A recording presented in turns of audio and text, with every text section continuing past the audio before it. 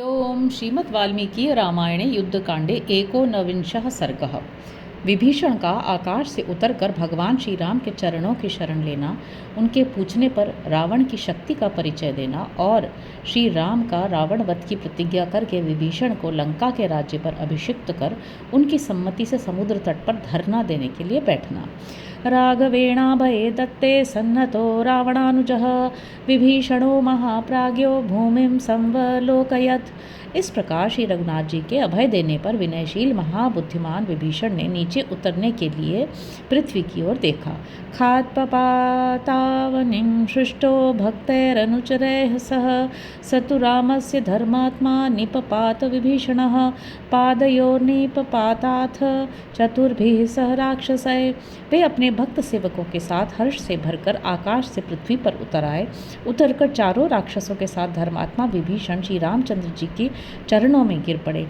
अब्रवीच तदा वाक्यम रामं प्रति विभीषणः धर्मयुक्तं च युक्तं च सांप्रतं संप्रहर्षणम्।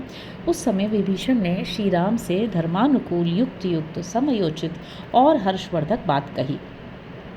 अनुजो रावणस्याहं तेन चास्म्यवामानितः भवन्तं सर्वभूतानां शरणं गतः। भगवन, मैं रावण का छोटा भाई हूँ। रावण ने मेरा अपमान किया है। आप समस्त प्राणियों को शरण देने वाले हो, इसलिए मैंने आपकी शरण ली है। परित्यक्ता मया लंका मित्राणि च धनानि च भवत्गतं हि मे राज्यं जीवितं च सुखानि च। अपने सभी मित्र, धन और लंकापुरी को मैं छोड़ कर आया हूँ। अब मेरा राज्य, जीवन और सुख सब आपके ही अधीन है। तस्य तद्वचनं श्रुत्वा रामो वचनमब्रवीत् वचसा सान्त्वयित्वैनं लोचनाभ्यां पिबन्निव। विभीषण के ये वचन सुनकर श्री राम ने मधुर वाणी द्वारा उन्हें सांत्वना दी और नेत्रों से मानो उन्हें पी जाएंगे इस प्रकार प्रेम पूर्वक उनकी ओर देखते हुए कहा। आख्याहि मम तत्त्वेन राक्षसानां बलाबलम् एव मुक्तं तदा रक्षो रामेणाक्लिष्टकर्मणा रावणस्य बलं सर्वम् आख्यातुमुपचक्रमे। विभीषण, तुम मुझे ठीक ठीक राक्षसों का बलाबल बताओ। अनायास ही महान कर्म करने वाले श्री राम के ऐसा कहने पर राक्षस विभीषण ने रावण के संपूर्ण बल का परिचय देना आरंभ किया। अवध्यः सर्वभूतानां गंधर्वो रगपक्षिणां राजपुत्र दशग्रीवो वरदानात् स्वयंभुवः। राजकुमार, ब्रह्मा जी के वरदान के प्रभाव से दशमुख रावण केवल मनुष्य को छोड़कर गंधर्व, नाग और पक्षी आदि सभी प्राणियों के लिए अवध्य है। रावणानंतरो भ्राता मम ज्येष्ठश्च वीर्यवान कुंभकर्णो महातेजाः शक्र प्रतिबलो युधि। रावण से छोटा और मुझसे बड़ा जो मेरा भाई कुंभकर्ण है, वो महातेजस्वी और पराक्रमी है। युद्ध में वह इंद्र के समान बलशाली है। राम सेनापतिस्तस्य प्रहस्तो यदि ते श्रुतः कैलासे येन समरे मणिभद्र प्रजाजितः। श्री रावण के सेनापति का नाम प्रहस्त है। शायद आपने भी उसका नाम सुना होगा। उसने कैलाश पर घटित हुए युद्ध में कुबेर के सेनापति मणिभद्र को भी पराजित कर दिया था। बद्धगोधांगुलित्राणस्त्वपथ्य कवचो युधि धनुरादाय यस्तिष्ठन् दृश्यो भवति इंद्रजित। रावण का पुत्र जो इंद्रजित है, वह गोह के चमड़े के बने हुए दस्ताने पहनकर अवध्य कवच धारण करके हाथ में धनुष ले जब युद्ध में खड़ा होता है, उस समय अदृश्य हो जाता है। संग्रामे सुमहत्व्यूहे तर्पयित्वा हुताशनम् अंतर्धानगतः श्रीमान इंद्रजिद्धन्ति राघव। रघुनंदन, श्रीमान इंद्रजित ने अग्निदेव को तृप्त करके ऐसी शक्ति प्राप्त कर ली है कि वह विशाल व्यूह से युक्त संग्राम में अदृश्य होकर शत्रुओं पर प्रहार करता है। महोदर महापार्श्वो राक्षसश्चाप्यकम्पनः अनीकपास्तु तस्यैते लोकपाल समायुधि। महोदर, महापार्श्व और अकंपन, ये तीनों राक्षस रावण के सेनापति हैं और युद्ध में लोकपालों के समान पराक्रम प्रकट करते हैं। दशकोटि सहस्राणि रक्षसां कामरूपिणां मांसशोणित भक्ष्याणां लंकापुर निवासिनां सतैस्तु सहितो राजा लोकपालान् योधयत् सह देवैस्तु ते भग्ना रावणेन दुरात्मना। लंका में रक्त और मांस का भोजन करने वाले और इच्छानुसार रूप धारण करने में समर्थ जो 10 कोटि सहस्त्र 1 खरब राक्षस निवास करते हैं, उन्हें साथ लेकर राजा रावण ने लोकपालों से युद्ध किया था। उस समय देवताओं सहित वे सब लोकपाल दुरात्मा रावण से पराजित हो भाग खड़े हुए। विभीषणस्य तु वचस्तु श्रुत्वा रघुसत्तमः अन्वीक्ष्य मनसा सर्वम् इदं वचनमब्रवीत्। विभीषण की बात सुनकर रघुकुल तिलक श्री राम ने मन ही मन उन सब पर बारंबार विचार किया और इस प्रकार कहा, यानि कर्मापदानानि रावणस्य विभीषण आख्यातानि च तत्वेन ह्यवगच्छामि तान्यहम्। विभीषण, तुमने रावण के युद्ध विषयक जिन जिन पराक्रमों का वर्णन किया है उन्हें मैं अच्छी तरह जानता हूँ।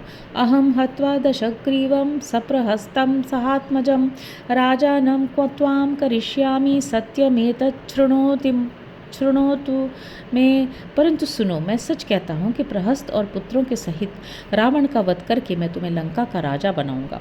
रसातलं वा प्रविशेत् पातालं वापि रावणः पितामहः काशं वा न मे जीवन विमोक्ष्यते। रावण रसातल या पाताल में प्रवेश कर जाए अथवा पितामह ब्रह्मा जी के पास चला जाए तो भी वह अब मेरे हाथ से जीवित नहीं छूट सकेगा। अहत्वा रावणं संख्ये सपुत्र जन बांधवम अयोध्यां न प्रवेक्ष्यामि त्रिभिस्तैर्भ्रातृभिः शपे। मैं अपने तीनों भाइयों की सौगंध खाकर कहता हूँ कि युद्ध में पुत्र भृत्यजन और बंधु बांधवों सहित रावण का वध किए बिना अयोध्यापुरी में प्रवेश नहीं करूँगा। श्रुत्वा तु वचनं तस्य रामस्याक्लिष्टकर्मणः शिरसा वन्द्य धर्मात्मा वक्तुमेवं प्रचक्रमे। अनायासी महान कर्म करने वाले श्री रामचंद्र जी के ये वचन सुनकर धर्मात्मा विभीषण ने मस्तक झुकाकर उन्हें प्रणाम किया और फिर इस प्रकार कहना आरंभ किया, राक्षसानां वधे सायं लंकायाश्च प्रदर्शने करिष्यामि यथा प्राणं प्रवेक्ष्यामि च वाहिनीम्। प्रभु, राक्षसों के संहार में और लंकापुरी पर आक्रमण करके उसे जीतने में मैं आपकी यथाशक्ति सहायता करूंगा तथा प्राणों की बाजी लगाकर युद्ध के लिए रावण की सेना में भी प्रवेश करूंगा।